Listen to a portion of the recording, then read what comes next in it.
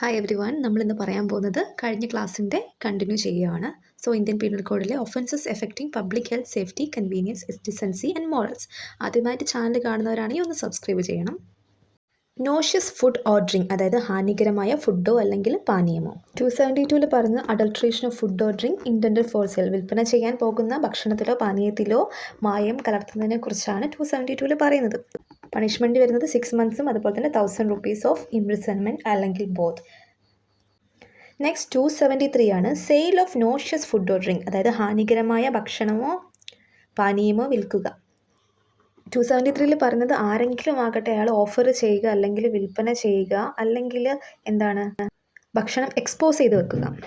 അത് ഹാനികരമായ അല്ലെങ്കിൽ മായം ചേർത്ത ഭക്ഷണമാണെന്ന് മനസ്സിലാക്കിയിട്ടും എക്സ്പോസ് ചെയ്ത് വെക്കുന്നത് അത് പണിഷബിൾ ആണ് 6 months.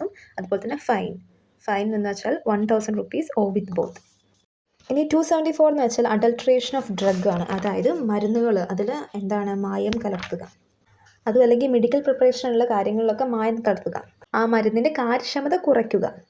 അത്തരത്തിലുള്ള ഡ്രഗ്സ് നമ്മൾ സോൾഡ് ചെയ്യുക അല്ലെങ്കിൽ വിൽപ്പന ചെയ്യുക, അങ്ങനെയുള്ള കാര്യങ്ങളൊക്കെ അതിൻ്റെ പണിഷ്മെൻറ്റ് എന്ന് വെച്ചാൽ 6 months or with fine may be extend to 1000 rupees. ഇനി 275 എന്ന് പറയുന്നത് സെയിൽ ഓഫ് അഡൾട്ടേർഡ് ഡ്രഗ്സ് ആണ്, അത് മായം ചേർത്ത ഡ്രഗ്സ് വിൽപ്പന ചെയ്യുക. ഒരാൾ അറിഞ്ഞുകൊണ്ട് മായം ചേർത്തതാണെന്ന് അറിഞ്ഞുകൊണ്ട് അത് വിൽപ്പന ചെയ്യുക, അല്ലെങ്കിൽ മെഡിക്കൽ പർപ്പസിന് വേണ്ടി അത് ഇഷ്യൂ ചെയ്യുക. അതിൻ്റെയും പണിഷ്മെൻറ്റ് 6 months അതുപോലെ തന്നെ 1000 rupees or with. Next section 277, അതായത് ഒഫൻസസ് റിഗാർഡിംഗ് നാച്ചുറൽ റിസോഴ്സസ്, അതായത് fouling water of public spring or reserve. Public's depend ചെയ്യുന്ന വാട്ടർ റിസർവേഴ്സ് ഒക്കെ ഉണ്ടാവും, അവിടെ എന്താണ് അതൊക്കെ മലിനമാക്കുക.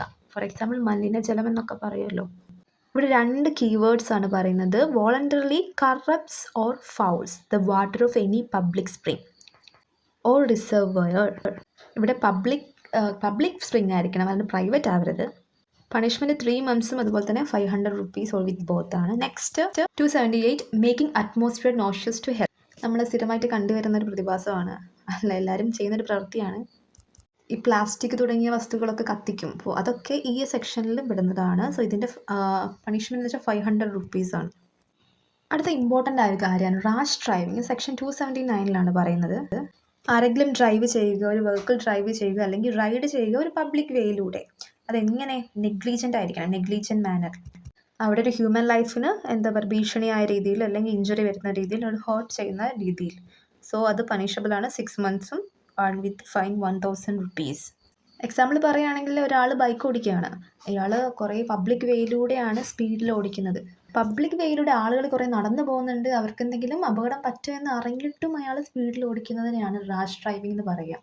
നെഗ്ലിജൻസ് അവിടെ ഇൻറ്റൻഷൻ ഉണ്ടാവില്ല. അടുത്തത് section 289 negligent conduct with respect to animal.